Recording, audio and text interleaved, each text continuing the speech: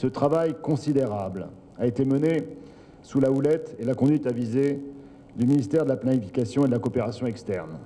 Merci, Monsieur le Ministre, cher Aviol, pour avoir conduit cet exercice à son terme et, je dirais, l'amener à bon port. Que chacun soit ici remercié pour ce labeur intense réalisé dans des circonstances et des conditions souvent difficiles. Il me faut dans ce contexte rappeler qu'un premier travail avait été réalisé 3 semaines à peine après le passage de l'ouragan avec l'appui de la Banque mondiale et de la Banque interaméricaine de développement. L'estimation initiale indiquait 1,7 milliard de dollars américains de dégâts. Ce que nous apprend le PN1 aujourd'hui, c'est que l'ampleur du désastre est plus profonde encore, avec des dommages et pertes qui s'élèvent à plus de 2,7 milliards de dollars. Outre les impacts sectoriels qui viennent d'être évoqués tout à l'heure sur chacun des domaines d'activité, l'agriculture, le logement, le tourisme, le commerce, les infrastructures, le PNLA nous renseigne aussi sur l'impact macroéconomique qui est considérable, équivalent à 32% du produit intérieur brut. En l'absence de tout effort de reconstruction, la croissance économique en Haïti serait ralentie en moyenne de 1,9% du PIB en 2017 et en 2018. Ces chiffres, mesdames et messieurs, sont troublants, ils sont aussi inquiétants. Le PNA met également en évidence l'impérieuse nécessité de resserrer le lien entre l'urgence et le développement.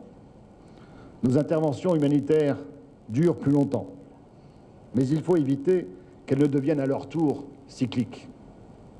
Elles doivent être soigneusement articulées avec les actions de développement pour décider une action globale qui soit cohérente, efficace et qui s'inscrive dans ce que j'appelle la durabilité. La priorité doit donc être donnée à la réduction des risques de désastre en reconstruisant mieux, afin de renforcer, de donner du contenu à ce concept parfois abscon de résilience des communautés.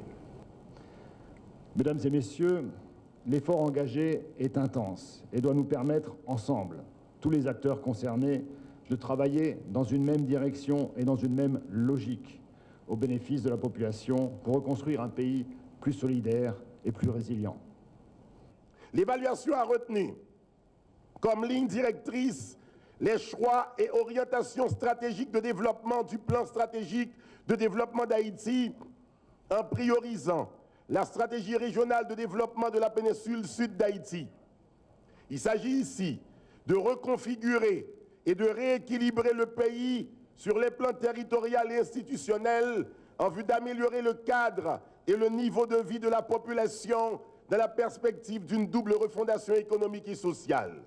Toutefois, compte tenu de l'impact macroéconomique du cyclone Mathieu, de la baisse des flux de capitaux mondiaux, de la diminution de l'aide externe, trouver d'une part 2,7 milliards de dollars américains pour relever le Grand Sud et autant, voire plus, pour planifier le développement du pays, ne relèvera pas d'un exercice facile.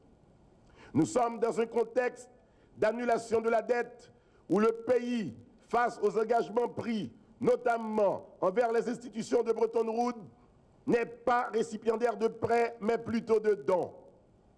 Or, les grands chantiers du développement requièrent de grands flux de capitaux.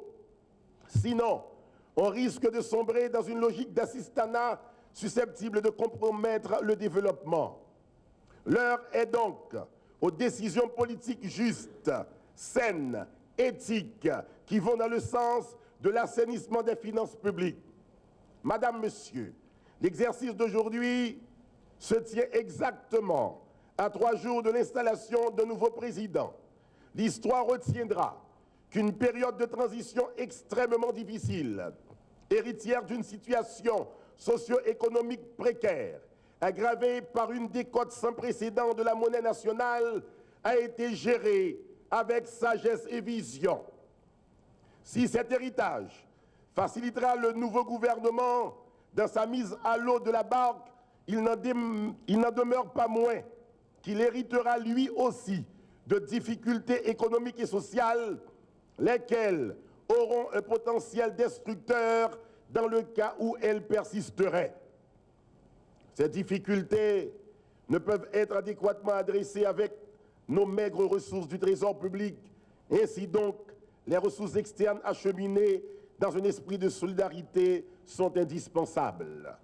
Il nous faut aujourd'hui trouver une opportunité historique de développer une coopération stratégique à long terme avec des partenaires clés, tous les partenaires indistinctement, des partenaires désireux d'injecter dans l'économie nationale de grands flux de capitaux destinés à briser la relation de dépendance qui a marqué notre insertion dans le système économique mondial. La vulnérabilité environnementale, économique et sociale de notre cher pays s'aggrave de jour en jour, de manière apparemment inexorable du fait des désastres naturels jalonnant son histoire. En effet, 96% de la population haïtienne vit constamment sous la menace de deux aléas paradoxalement très connus de nous tous, la sécheresse et les inondations. Au seul cours du XXe siècle, plus de 56 désastres ont frappé le pays, dont 20 catastrophes majeures et 4 autres de moins d'envergure au cours de la dernière décennie. Haïti, notre pays, est le pays des Caraïbes ayant subi le plus grand nombre de catastrophes naturelles liées aux conditions climatiques par kilomètre carré, ce qui a entraîné des dommages et des pertes inestimables. On parle de 2% du PIB de 1975 à 2012. Parmi les désastres majeurs, les tempêtes tropicales et les cyclones ont entraîné des pertes évaluées à 15% du PIB en 2008, 32% en 2016 et le clou avec le tremblement de terre du 12 janvier 2010 à 120% du PIB. Ces catastrophes ont de plus tendance à toucher les populations les plus vulnérables qui sont installées dans les zones inondables et sur nos côtes, d'où l'urgente nécessité d'envisager un cadre cohérent visant à réaménager et rééquilibrer le territoire national sur les plans économiques, social, environnemental et institutionnel pour garantir des conditions de vie plus décentes à une grande majorité de nos concitoyens. Finalement, on devra mobiliser, dans le cadre de l'élaboration du plan triennal d'investissement 2017-2019, près de 996 millions de dollars américains pour consolider les zones côtières, les infrastructures de transport et les capacités des secteurs productifs, à savoir l'agriculture, le commerce et l'industrie.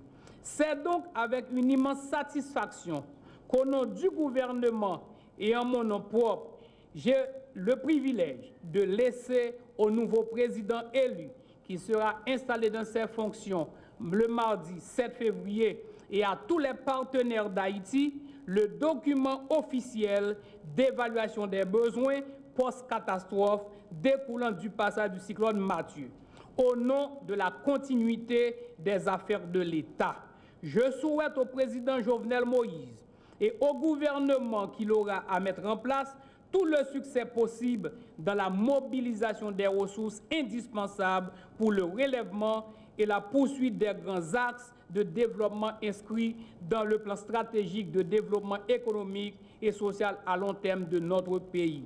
Je m'en voudrais de terminer cette intervention sans féliciter mon ministre de la Planification et de la Coopération externe, le ministre Aviol Fleuran, les cadres de ce ministère et tous leurs partenaires internationaux et nationaux pour la grande qualité de ce document élaboré dans des conditions particulièrement difficiles. La mission fondamentale à laquelle j'avais demandé à cette administration de se concentrer était sans nul doute de faciliter la conclusion d'un long et traumatique processus électoral. Aujourd'hui, Les résultats sont là. Un pays dont les institutions sont renforcées et prêtes à s'atteler aux défis multiformes qui les attendent pour redonner espoir aux populations anxieuses de sortir du cercle infernal de la fragilité et de la pauvreté. Ce document soumis à votre attention et les plans opérationnels qui en découlent seront certainement des instruments de grande valeur pour atteindre ces objectifs.